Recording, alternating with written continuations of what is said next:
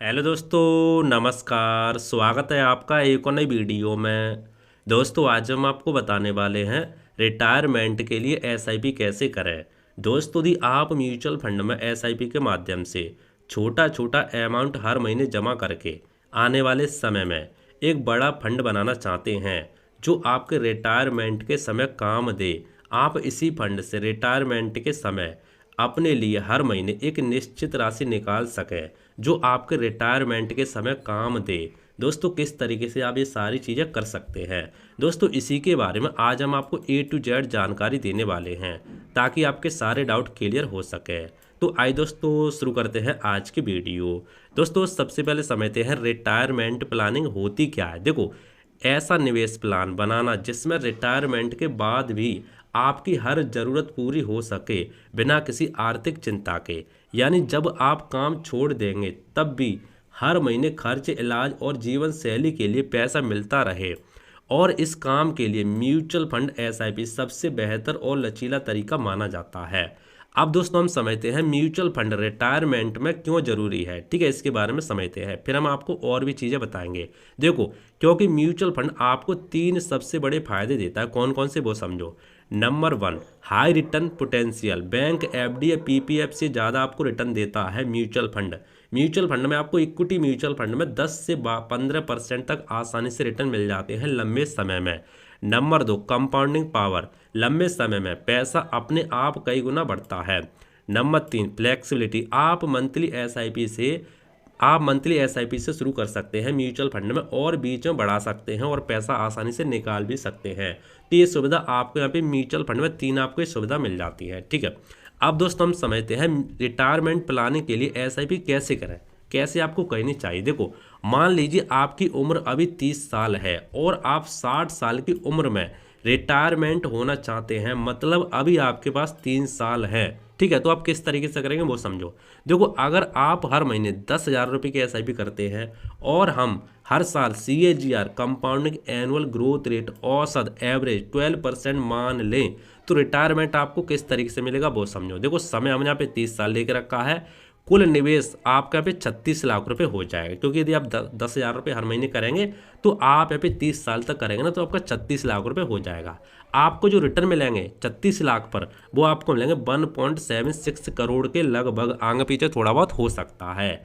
कुल जो फंड की वैल्यू होगी ना, वो भाई साहब होगी 2.112 करोड़, लगभग 2 लाख के आसपास हो जाएगी। यानी 10,000 की एसआईपी से 2 लाख करोड़ से भी ज़्यादा आपका फंड यहाँ पे बन सकता है, जो आपके रिटायरमेंट के समय काम देगा। ठीक है, अब दोस्तों हम समझते हैं रिटायरमेंट के लिए बेस्ट म्यूचुअल फंड कैटेगरी कौन कौन सी हो सकती हैं। देखो, हर कैटेगरी अलग अलग यहाँ पे होती है। हम आपको 3 कैटेगरी के बारे में बता रहे हैं। सबसे मोस्ट पॉपुलर कैटेगरी होती है रिटायरमेंट के लिए। देखो, नंबर पहले इक्विटी म्यूचुअल फंड सबसे पॉपुलर है, सबसे ज़्यादा आपको इसमें रिटर्न देखने को मिलता है, ग्रोथ के लिए बेस्ट मानी जाती है। देखो, लंबी अवधि 10 से 30 साल है यदि आपके पास, तो आप इस म्यूचुअल फंड की कैटेगरी में निवेश कर सकते हैं। इसमें आपको रिटर्न की बात करें तो 12 से 18% तक आपको रिटर्न इसमें मिल जाते हैं इक्विटी म्यूचुअल फंड की कैटेगरी में। हाई रिटर्न पोटेंशियल आपको यहाँ पे देखने को मिलता है और आपको रिस्क थोड़ा ज़्यादा देखने को मिलता है, पर कंपाउंडिंग का फायदा आपको बड़ा देखने को मिलता है। अब देखो, यदि आपके पास रिटायरमेंट के लिए 10 से 30 साल है तो चाहे तो आप इक्विटी म्यूचुअल फंड में निवेश कर सकते हैं। किस तरीके से करना आगे हम समझाएंगे, don't worry.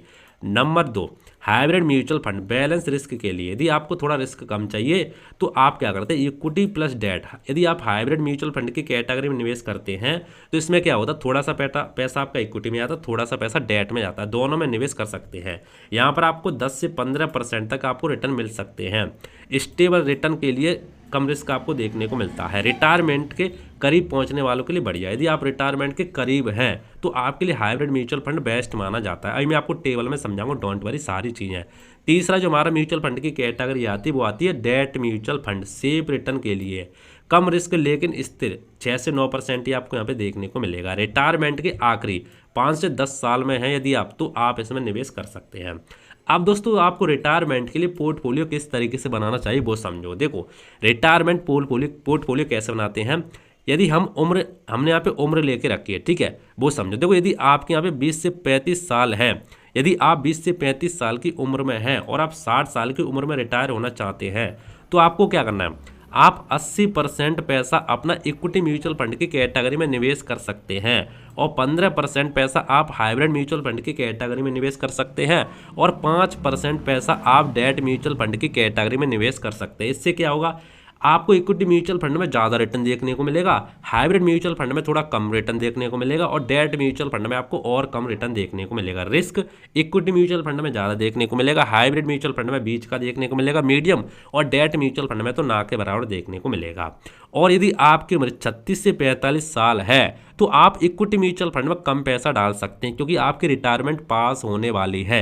Equity mutual fund में क्या होता है, यदि आपके पास ज़्यादा टाइम है तो आपको यहाँ पे ज़्यादा ग्रोथ देखने को मिलती है, लेकिन यदि आपके पास 2, 3, 4 साल है तो आपको यहाँ पे थोड़ी रिटर्न नेगेटिव भी देखने को मिलते हैं। इसीलिए यदि आपकी 36 से 45 साल के बीच में हो तो आप 60% पैसा अपने इक्विटी म्यूचुअल फंड की कैटेगरी में डाल सकते हैं, 25% हाइब्रिड म्यूचुअल फंड की कैटेगरी में और 15% डेट म्यूचुअल फंड की कैटेगरी। यदि आपकी 46 से 55 साल है तो 40% ही पैसा आप डाल सकते हैं इक्विटी म्यूचुअल फंड में, 30% हाइब्रिड में और 30% डेट में। और यदि आपकी 56 से 60 साल है, यदि आप रिटायरमेंट के करीब आने वाले हैं तो 20% ही डालें इसमें 30%, इसमें 50%। ठीक है, यानी जैसे जैसे रिटायरमेंट पास आएगा इक्विटी घटाते जाएं और डेट बढ़ाते जाएं। ठीक है, ताकि रिस्क कम रहे और पैसा आपका सुरक्षित रहे। तो दोस्तों आपके समझ में आ गया होगा किस तरीके से आपको अपना पोर्टफोलियो बनाना है अपने रिटायरमेंट के लिए। अब दोस्तों हम आपको कुछ इंपॉर्टेंट टिप्स फॉर रिटायरमेंट के लिए एसआईपी के लिए बता रहे हैं, कुछ जरूरी चीज़। देखो, नंबर 1, जल्दी शुरू करें, जितना जल्दी शुरू करेंगे उतना ज़्यादा आपको कंपाउंडिंग का फायदा मिलेगा।